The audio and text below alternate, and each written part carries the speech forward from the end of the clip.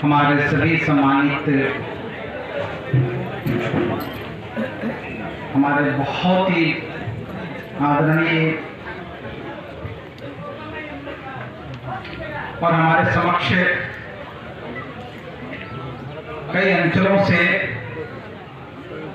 कई एरिया से आए हुए प्रबुद्ध अतिथिगण, हमारे समक्ष हमारी बहनें, हमारी माताएं, हमारी बेटियां जो बैठी हुई हैं, हम सभी के आमंत्रण पर बहुत सारे बुद्धिजीवी, बहुत सारे सामाजिक संगठनों के पदाधिकारी, बहुत सारे राजनीतिक पार्टियों के पदाधिकारी इस कार्यक्रम में उपस्थित हैं। पूरे सदन की तरफ से, मंच की तरफ से, आयोजक मंडल की तरफ से मैं तहे दिल से, हृदय से उन सब के प्रति आभार व्यक्त करता हूं। सुबह मूर्ति अनावरण का कार्यक्रम हुआ।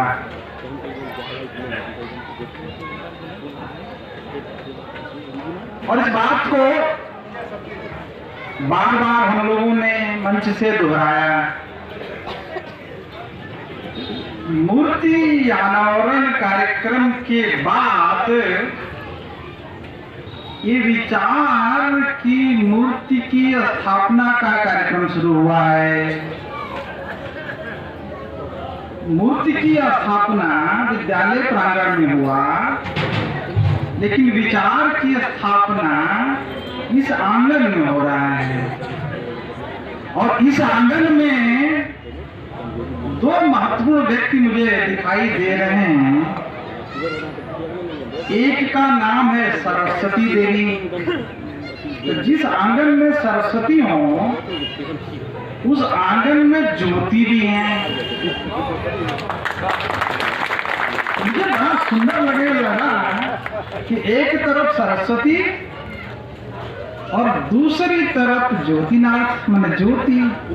तो जब सरस्वती और ज्योति का मिलन है, उस आंगन में विचार का प्राकट्य होना, विचार के प्रकाश का उद्घाटन नंबर आखिर में आया। और लोग धीरे धीरे सोने भी लगे होंगे। और मैं खाना बनाने वालों को भी धन्यवाद देना चाहूंगा। थोड़ा किनारे रहते हैं, भैया अपने का काम नहीं है, ये काम तो ज्योति बाबू का ही हो सकता है, ये हो सकता है अनिल जी का ही हो सकता है, अनिल साहब ये काम करें।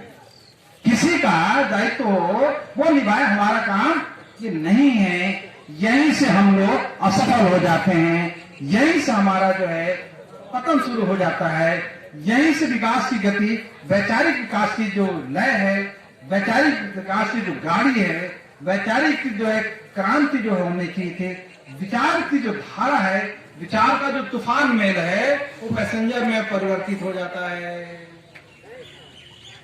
इसलिए हो जाता है कि जो महापुरुष ने काम बताया है, लोग सोचते हैं ये अपना काम नहीं है तो दूसरे काम है, कोई आएगा तो करेगा।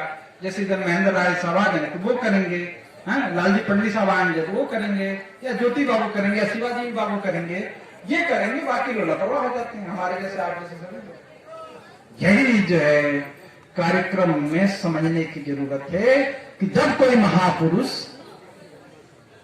कार्य करता है तो कार्य करने के साथ साथ हमारे और आपके कंधे पर एक जवाबदारी और जिम्मेदारी देता है। उस जिम्मेदारी को, उस जवाबदारी को, उस रिस्पॉन्सिबिलिटी को पूरा करना ये हमारा आपका दायित्व है, हमारे आपका जिम्मेदारी है। इसीलिए वो कहा करते थे, उनका एक किताब होती थी छोटी सी, और वही था किताब जिस पर आपने उसी को अच्छी तरह से लिख दिया है, अच्छी तरह से उसको व्यंजित किया है कि फुटपाथ से अवध बिहारी ट्रस्ट तक, इसी जगह पे हाजीपुर में आदरणीय अवध बिहारी जी 8 रुपये के मासिक, पूरे महीने का वेतन 8 रुपया, बीज के गोदाम पर जो है, बीज के दुकान पर, बीज के शॉप पर जो है, जहाँ बीज बेचा जाता है, वहाँ 8 रुपये के महीने पर काम शुरू किए। फिर थोड़ा थोड़ा और भी काम शुरू किया, फिर अपना दुकान खोला, और धीरे धीरे धीरे धीरे वो कहां से कहां पहुंच गए, इसकी जानकारी आप लोगों को है। मैं ये बताना चाहता हूं कि 8 रुपए के मासिक काम से, पगार पर, तनख्वाह पर काम करने वाले व्यक्ति का दृष्टि, विजन कितना ऊंचा था, और ऊंचा होने की वजह से आज जो है, जो बैकग्राउंड दिया, जो पृष्ठभूमि दी, उसका परिणाम ये हुआ कि आदरणीय ज्योतिनाथ कुशवाहा साहब, ज्योतिनाथ जी उस बीज को आगे लेकर वो पूरा का पूरा जो बगिया को सजाया संवारा है। 8 रुपए की चीज 8 करोड़ रुपया से आगे बढ़ के हम समझते हैं वो कम से कम जो है कई करोड़ रुपया तक पहुंच गया। इसलिए नहीं कि पैसा कमा लिया, बल्कि इसलिए कि उस सोच में गुलामीपन नहीं था। पिता गुलाम नहीं थे, आजाद थे, पाखंड से, पुरोहितवाद से, अंधश्रद्धा से, मूर्ति पूजा से, छठ माई, ये माई, वो माई की उससे, संतोषी माता, फलाना माता से मुक्त थे। मुक्त थे तो आगे बढ़ गए, गुलाम थे तो रहे गुलाम। और उन्होंने प्रमाणित कर दिया कि चूंकि मैं गुलाम नहीं हूं, मैं आजाद हूं, मैं स्वतंत्र हूं, तो कुछ भी काम कर सकता हूं।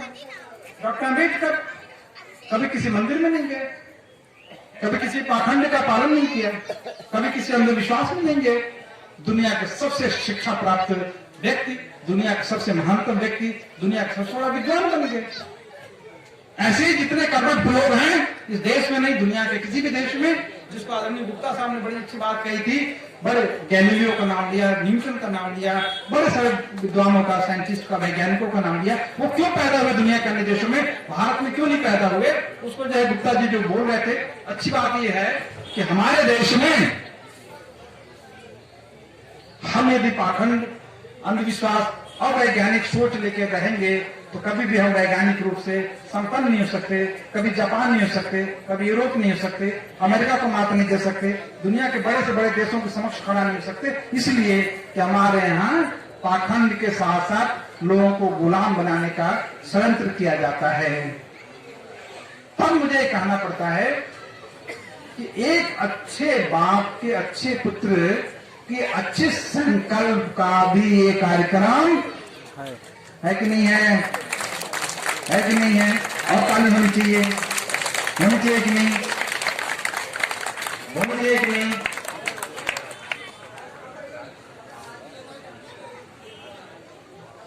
अब तो मुझे इस बात को कहने का मन कर रहा है कि अंधविश्वास, पाखंड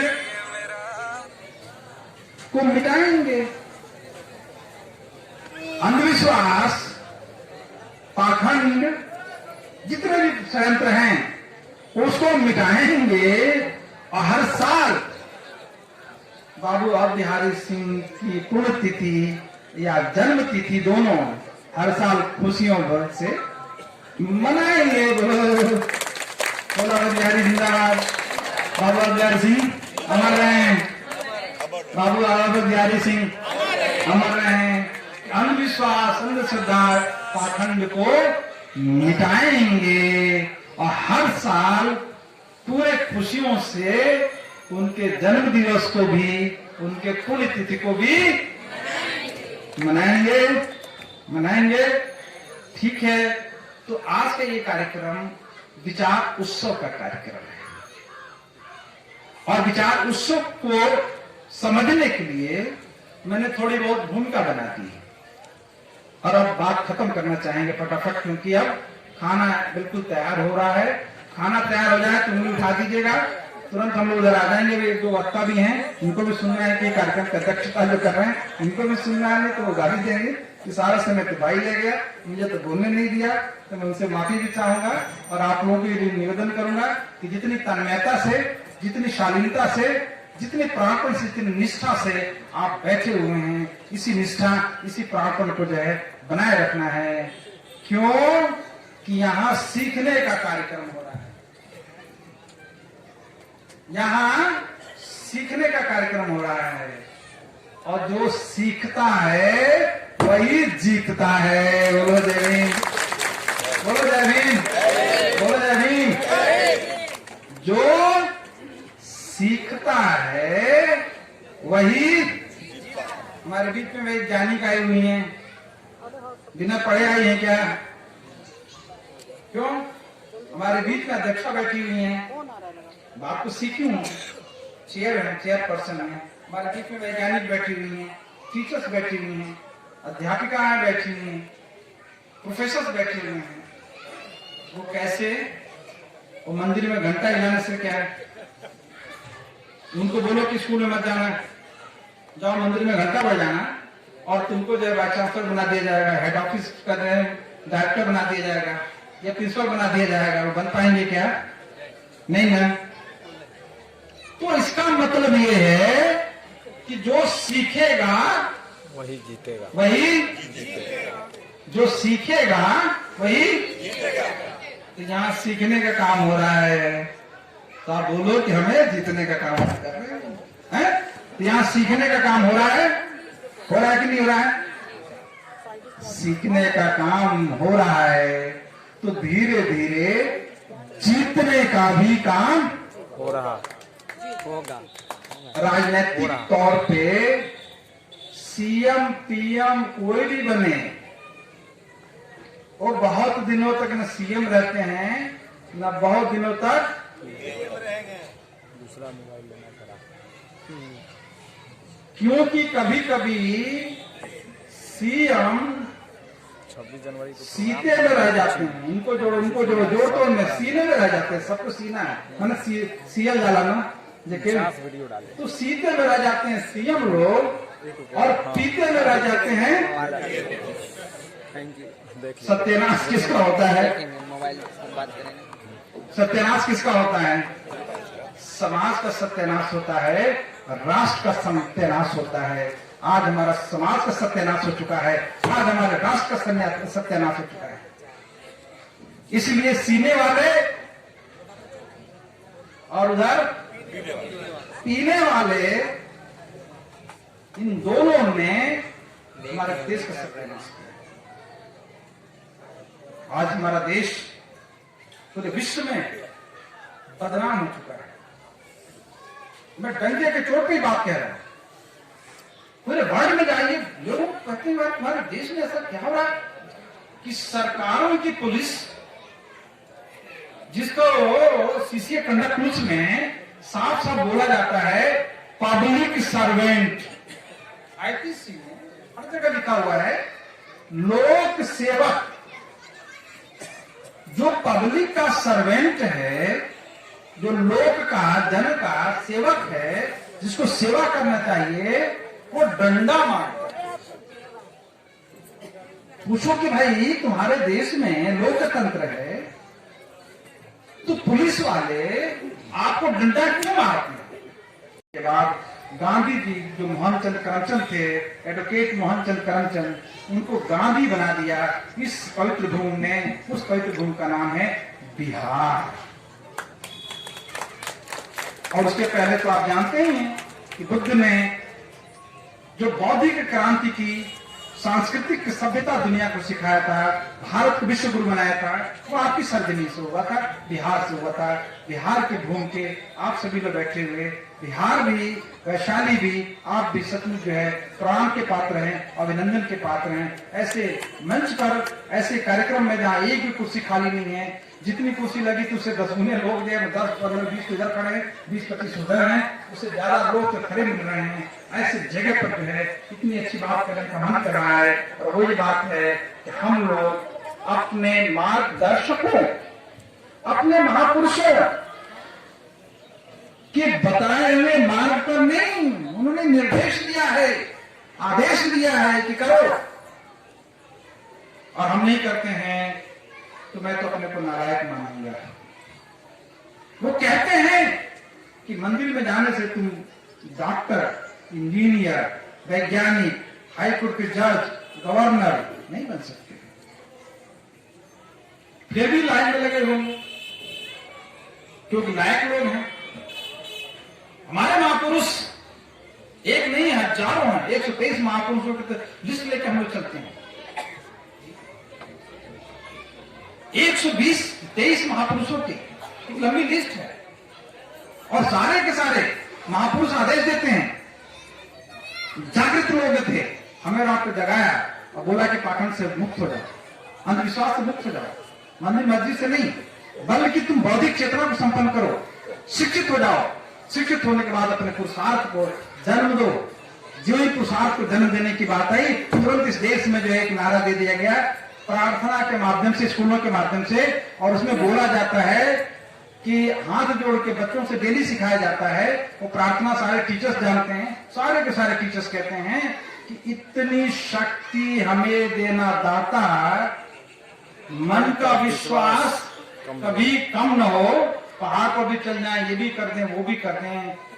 लोगों को इसका मतलब नहीं समझ में आता है, लोगों को इसका मतलब नहीं समझ में आता है। कैसे आपको सुअर पॉइजन मिल गया है, कैसे आपको जहर मिल गया है, कैसे आप गुलाम बनाए जा रहे हैं, आपको पता नहीं। इस प्रार्थना में ये बोला जा रहा है कि भगवान, ये ताकत, ईश्वर जो भी है, इतनी ताकत दे दो कि मैं ये काम कर लूं, वो कर लूं। मन का विश्वास न रखे। अब बताओ, छोटे से बच्चा जो 4 साल का है, 5 साल का है, यदि उसके दिमाग में बात बैठ जाएगी तो आपको पता उसका क्या नुकसान होगा, मनोवैज्ञानिक नुकसान क्या होगा। वो बच्चा जिंदगी भर कभी पुरुषार्थ से प्रेरित नहीं हो पाएगा। उसके बचपना में हमने उसका पुरुषार्थ मार दिया। प्रार्थना के माध्यम से उस बच्चे का पुरुषार्थ मार दिया। वो सोच ही नहीं सकता कि जो भी हम इंजीनियर बने या डॉक्टर बने हैं, IAS, IPS, IRS बनेंगे, अपने पुरुषार्थ, अपने अध्ययन, अपने लगन, अपनी निष्ठा की वजह से बनेंगे न। उसके लिए यार कितना भी मेहनत करेंगे, लेकिन भगवान की कृपा नहीं होगी तो कुछ नहीं होने वाला है। कितना भी मेहनत करेंगे, भाग्य साथ नहीं देगा तो कुछ नहीं होना है। उसकी चेतना को, उसकी मेधा को, उसकी बौद्धिकता को, उसके पुरुषार्थ को प्रदूषित कर दिया गया, मार दिया गया। इसलिए तीर्थ तुक्का में जो है कोई इंजीनियर बन जाता है, कोई डॉक्टर बन जाएगा, बाकी लोग नहीं बन पाते हैं, नीचे जाते हैं, क्योंकि हमारी व्यवस्था ने हमारे लोगों के षड्यंत्र के जो शिकार हो गए हैं, उसकी वजह से हमें और आपको बढ़ने का मौका नहीं मिल पाता है। इसलिए इन प्रार्थनाओं से सावधान रहने की जरूरत है। आप अपने बच्चों के पुरुषार्थ मत मारिए, अब गहराई से जाइए, तब आपको पता चलेगा कि मैंने कौन सी बड़ी बात कही है। इस प्रार्थना में बच्चे का पुरुषार्थ छीन लिया, उसको कभी ये प्रेरणा नहीं जाती कि हम जो करना चाहेंगे खुद करेंगे, हमको साइंटिस्ट बनना खुद करेंगे, पहाड़ पर करना खुद कर पाएंगे। उसमें प्रेरणा जो होनी चाहिए, भीतर कुछ, भीतर का मन, भीतर की निष्ठा, भीतर का संकल्प, भीतर की प्रतिबद्धता खत्म हो गई।